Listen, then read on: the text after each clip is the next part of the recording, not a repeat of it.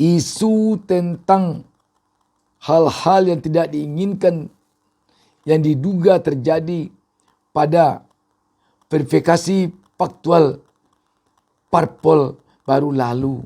Janganlah sampai terjadi juga lagi.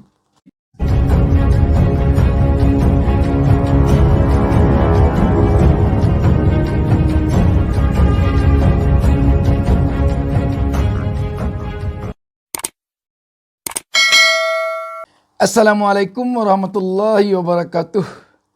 Kita berjumpa kembali dalam kesempatan ini. Saya tak mau melupakan mendoakan para pemirsa seluruhnya agar selalu diberikan keberkahan hidup oleh Allah Subhanahu wa taala, Tuhan Yang Maha Esa. Sahabat BN, memang tampaknya publik sekarang ini telah trauma oleh pelaksanaan pemilu tahun 2019 lalu.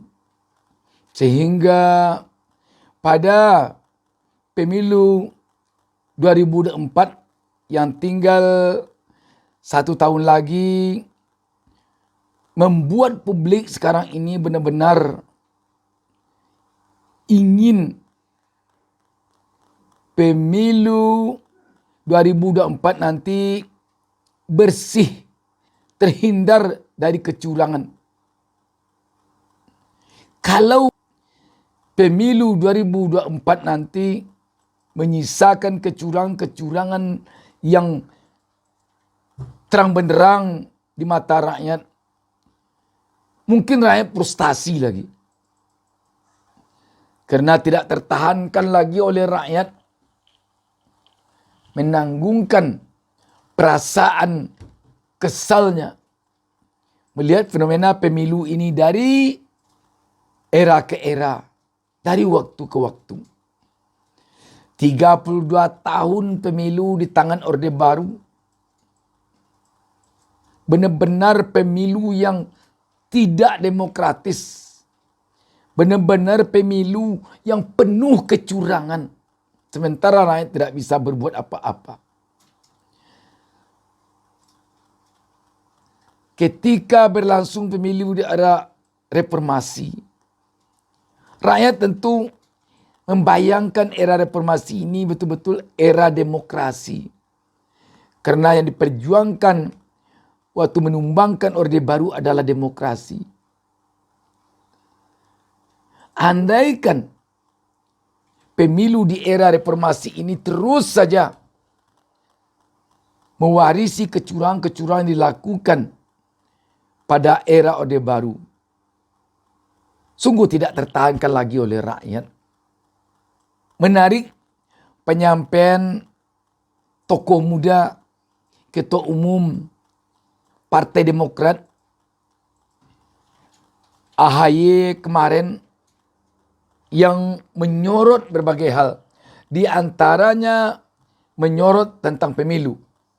Dia berharap agar korban yang berjatuhan ketika pemilu 2019 jangan sampai terjadi lagi pada pemilu 2024 nanti.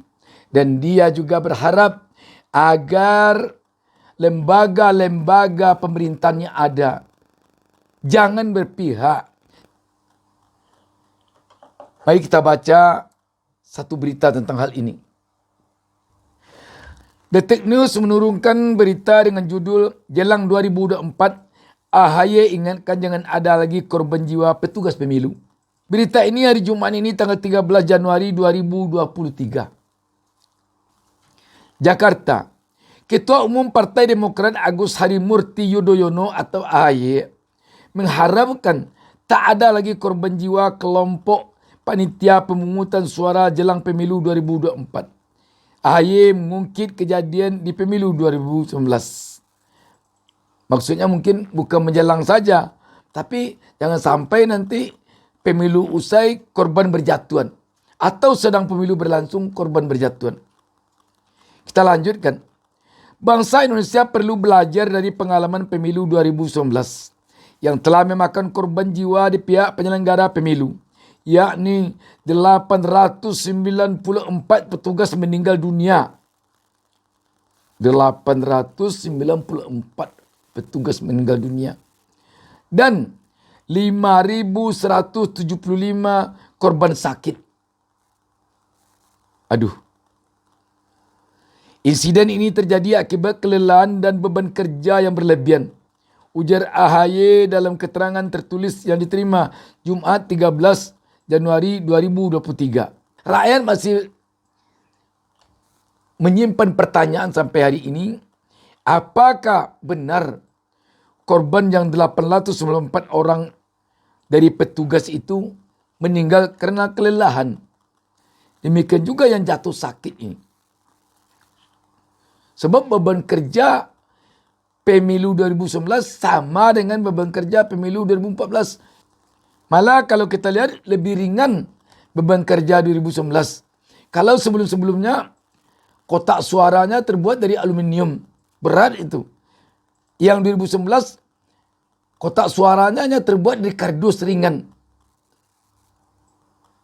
Tapi kok pemilu 2019 yang membuat jatuh korban demikian banyak. AHY mengharapkan KPU dan Bawaslu bisa mencari cara agar tidak ada lagi korban di kalangan PPS dan pemilu 2024 pada pemilu 2024.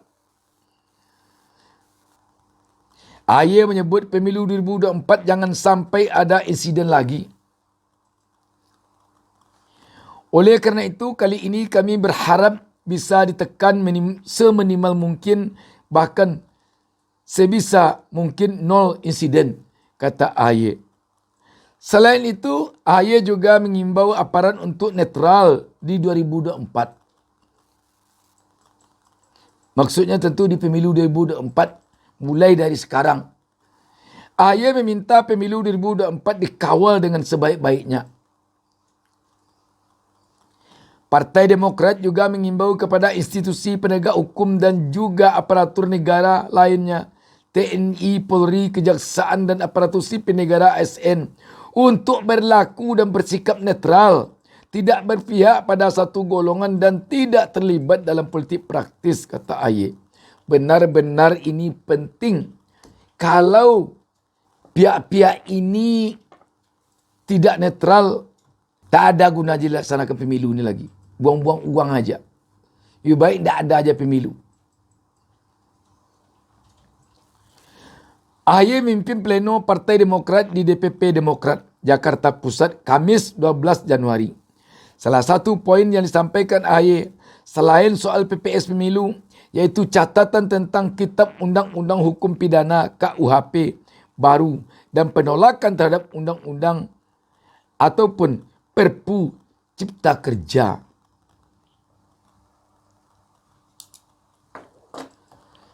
Sahabat BN, membicarakan lebih jauh tentang apa yang disampaikan oleh AHY ini. Memang kita melihat pemilu tahun 2019 itu pemilu yang punya catatan yang boleh dikatakan agak gelap. Yang tentu saja kita harapkan jangan terjadi lagi hal yang sama dengan pemilu 2019 pada pemilu 2024 dan pemilu 2029 nanti serta seterusnya. Jangan terjadi lagi. Termasuk pengumuman hasil pemilu yang jam 2 malam itu. Jangan terjadi lagi hendaknya.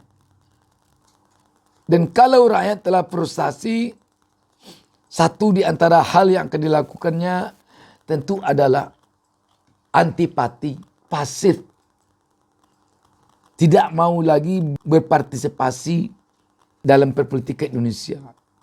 Baik itu aja, kalau ke ladang-ke-ladang, kalau ke sawah-ke-sawah, tidak dihiraukan lagi. Anggap saja ini kita berada di negara kerajaan dan tidak perlu ikut campur persoalan negara. Siapa yang mau jadi presiden, jadilah. Siapa yang mau jadi menteri, jadilah. Siapa yang mau jadi gubernur, jadilah. Siapa yang mau jadi bupati wali kota, jadilah. Kalau hanya akan melakukan pemilu curang, kalau pemilu penuh dengan tipu muslihat, kalau pemilu hanya sekadar mengambil formalitas saja, untuk melegitimasi kepemimpinan satu rezim. Dan lebih baik uang itu diberikan kepada rakyat. Dalam bentuk bantuan sosial misalnya, mudah-mudahan tidak dikorup pula. Dalam bentuk yang lain. Daripada rakyat menerima hasil pemilu curang, mungkin lebih baik rakyat menerima hasil tanpa pemilu. Sebab tidak menghabiskan uang rakyat. Yang membiayai pemilu ini rakyat. Bapak-bapak, ibu-ibu yang menyelenggarakan pemilu ini digaji oleh rakyat. Sungguh kualat sekali bapak-bapak, ibu-ibu. Kalau bapak-bapak, ibu-ibu digaji oleh rakyat untuk menyelenggarakan pemilu, lantas bapak-bapak, ibu-ibu curang. Lantas bapak-bapak, ibu berpihak kepada satu golongan, satu kelompok. Sudahlah ibu-ibu, bapak-bapak memakan uang rakyat, digaji oleh rakyat untuk menyelenggarakan pemilu. Uang itu bapak-bapak, ibu-ibu gunakan pula untuk memperjuangkan secara tidak sah agar orang yang bapak-bapak, ibu inginkan menjadi pemimpin. Bukan yang diinginkan rakyat yang menggaji bapak-bapak, ibu-ibu. Sungguh keterlaluan. Bagi rakyat siapapun yang menang terserah, asalkan berdasarkan pilihan rakyat yang sesuai dengan peraturan perundang-undangan yang berlaku. Asal jangan menipu suara rakyat. Asal jangan tekan sana, tekan sini, instruksi sana, instruksi sini, perintah sana, perintah sini. Untuk mengelabui rakyat. Untuk harus memenangkan satu kelompok, satu partai, satu pasang calon. Asal jangan begitu. Untuk bapak-bapak dan ibu ketahui yang menjadi penyelenggara pemilu. Dari 272 juta rakyat Indonesia,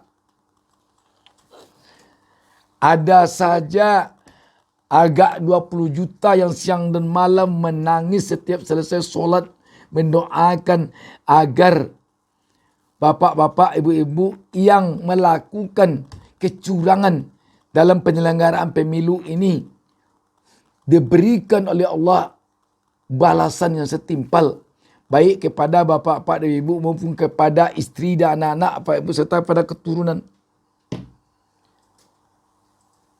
Mungkin banyak sedikitnya akan Allah kabulkan. 20 juta saja dari 272 juta.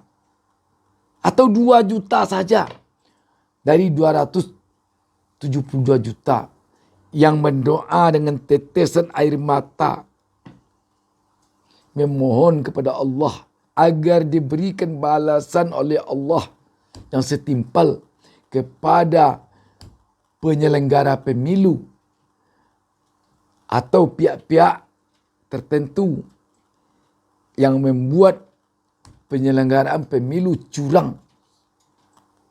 Pemirsa sekalian, pemilu 2024 ini benar-benar diharapkan oleh rakyat menjadi pemilu yang tidak lagi menyisakan kedongkolan bagi rakyat. Tidak menjadi pemilu yang dikesankan oleh rakyat sebagai pemilu curang. Pemimpin yang dihasilkan oleh pemilu ini nanti tentu diharapkan agar jangan dicap oleh rakyat pemimpin yang dilahirkan dari rahim pemilu curang. Karena itu semua pihak yang harus netral haruslah netral. ASN, TNI Polri, jaksa, KPK misalnya, hakim, dan lain sebagainya. Dan tentu saja KPU, Bawaslu, serta unsur-unsur penyelenggara pemilu lainnya. Isu tentang hal-hal yang tidak diinginkan yang diduga terjadi pada verifikasi faktual parpol baru lalu. Janganlah sampai terjadi juga lagi pada tahapan-tahapan pemilu berikutnya. Janganlah. Mohonlah jangan terjadi lagi. Janganlah terjadi lagi. Mohonlah. Demikian saja. Wassalamualaikum warahmatullahi wabarakatuh. Jangan lupa subscribe. Jangan lupa subscribe.